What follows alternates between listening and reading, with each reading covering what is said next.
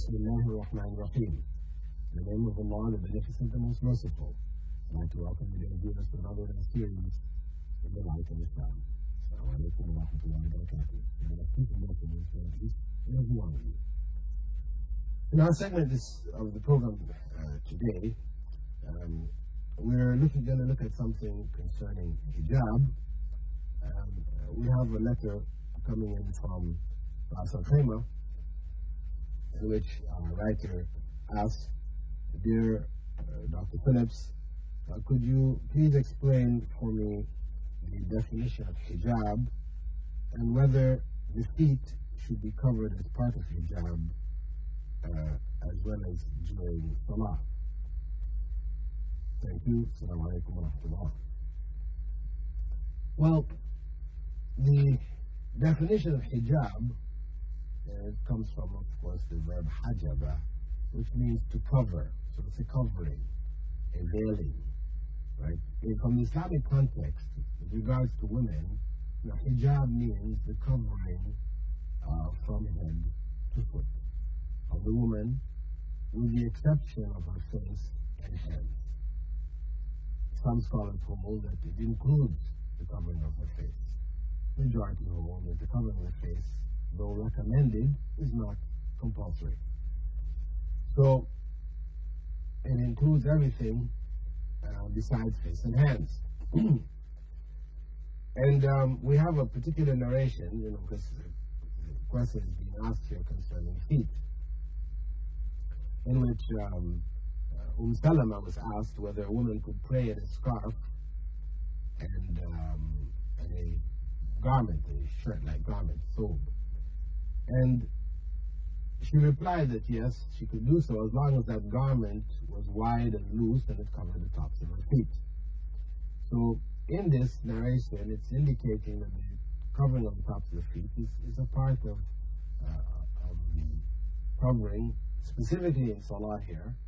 But outside of Salah, this covering, there is no evidence to indicate otherwise. We know of the well-known narration in which the Prophet was defining the lower garment, in which he said, that it should be, halfway up the shin. And then the women complained that this would reveal their feet. And he said, then let it down, to cover the tops of the feet. So this is obviously outside of the home when they're outside.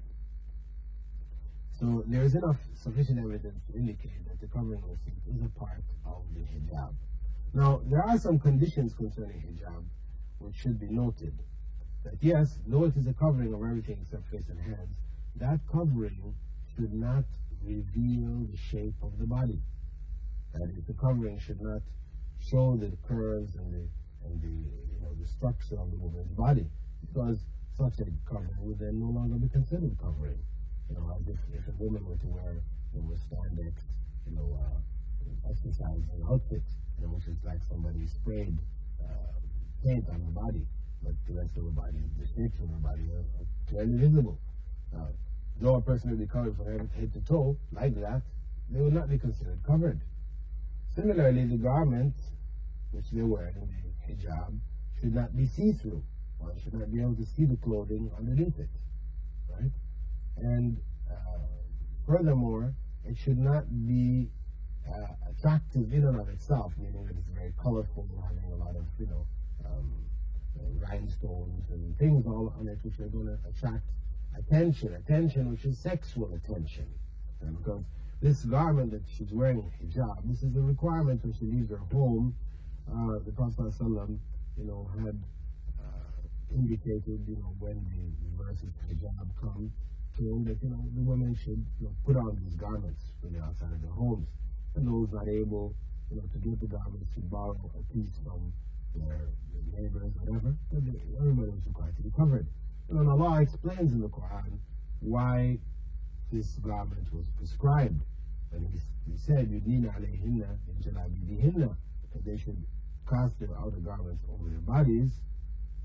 And he went on to say, ذَلِكَ أَدْنَى أَنْ يُعْرَفْنَ وَلَا يُؤْذَيْنَ, that this was better for them to be known and not harmed. So the intent here is that they be known in the society, not that people will not look at them, that people will see them, will know them, will notice them, but notice them in a way which is not harmful, which will not produce harm, to protect them from harm. In that a person, when he sees, for example, a nun, wearing her complete garments, her habit, whatever, she's walking in the street, looking like a Muslim in dress. That's those who are following the old style of the nuns, because we have modern nuns today that are wearing mini skirts and for everything. So, but the old style nuns, if a person sees them, they'll be curious. They will look at the person, their eyes will follow them as they're walking. Curiosity. But that's all. If they saw a woman walking in a bikini and they look at her, there will also be curiosity, but it's a different kind of curiosity here. There's an attraction here, there's a desire here, there's lust here. Whereas the woman who is, dressed in her habit, known as a nun, they know this is a woman who's untouchable. She's not interested in any kind of relations because nuns don't get married. So similarly, when a woman wears her hijab, she wears her outer garment, her jilbab, she is making a statement that she be known in the society as a chaste, a virtuous, righteous woman, not interested in any kind of advances. If someone is interested in marrying her, then they go to see her family or her parents or whatever, but to try to approach her, etc., she's not approachable. But wearing that is to be known, she's not to be approached. Secondly, it also protects her from harm. What is the harm? The harm of the society, in that where women are exposed, they become exposed also to the harm of men. As is clearly evident, in societies where women can dress as they like, the amounts of rapes that take place there, are inconceivable. In the United States, way back in the early 90s, they had declared that the numbers of reported rapes had crossed the 100,000 mark, and that the estimated numbers of actual rapes is probably 10 times that amount. You're talking about 1 million women raped in America in a year. Which is incredible. Absolutely incredible. And this is in a society where people can buy sex, where it's, the society is wide open. Why? And we see also this state, because this is a constant rise. When they declared that we've crossed the 100,000 mark, they're talking about, that there's a rise taking place. And if we see this rise and we compare it to, from the turn of the century till the 90s, we compare that to the rising graph, which indicates the removal of clothing for the woman. That is, if the bottom of the graph is when she's fully clothed, at the turn of the century, she was covered like a woman in hijab. But as we go through the 20s, the 30s, the 40s, we see her clothing being removed step by step by the fashion industry. We find her rise, the rise in nakedness, and we look at the rise plotted against the rise in rape, we find that they're very similar. These statistics will show us that, hey, there is a connection between nakedness, or the removal of a woman's clothing, or the exposure of her body, and the liability for rape. Of course, it's connected also to how the woman is projected in the society, where she has become like a sex object. Everything anybody wants to sell, they sell it through women. You want to sell a car, best way to do so, you have a nice powerful car, you put a woman lying on the top of the bikini. You want to sell a razor blade, razors or whatever, instead of showing explaining how sharp the blades are, etc. They will show a picture of a man, holding his razor, and a woman's hand, long fingernails or fingernails or whatever, holding his hand. Implying subliminally to people who are watching these advertisements, that you buy this, you get that. So naturally, this is going to increase the sexual tension in the society. But that is along with women being exposed more and more and more. So the hijab is a complete covering. It is a fashion statement on the part of Muslim women, indicating that they are not interested in sexual advances, that people would look at them with sexual looks, with desirous, lustful looks. They're not interested, they don't want it. And at the same time, it's protecting them from the possible harm which comes into society from men, And again, some people may argue, well, shouldn't the men just be punished? Shouldn't the woman be free to wear what she wants to wear and the men be punished? Are they the ones that are wrong? Are they the ones that are weak? Well,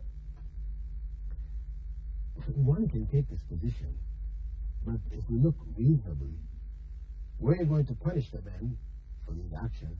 We should not put or allow practices on the part of the women which would encourage these actions. We should try to discourage it on the part of the women's dress and not punish those who break the law there. As in the case in Toronto recently, the women there argued that in the local government, they argued for the right that they be able to walk topless in the streets. Obviously, this is during the summer. Because men, of course, I know in those parts of the world, people during the summer, the men may walk around without any tops on. They wear shorts or whatever, and they walk around showing off their chest, etc. The women were arguing, well, a man's chest is attractive to us. Why should what we do be considered an affront to public sensitivity or public morals or whatever? But a man does it and it's not. They are arguing logically. And there's no difference. We are attracted, they're attracted. We're human beings, they're human beings. We're the same. This is their argument. So they won the case. But even after winning the case, we still don't find women walking the streets topless. Why? Because though on a theoretical level, one may argue, yes, it's the same and all these other kind of things, men who walk topless are not being attacked by women. They're not being raped by women. So there's no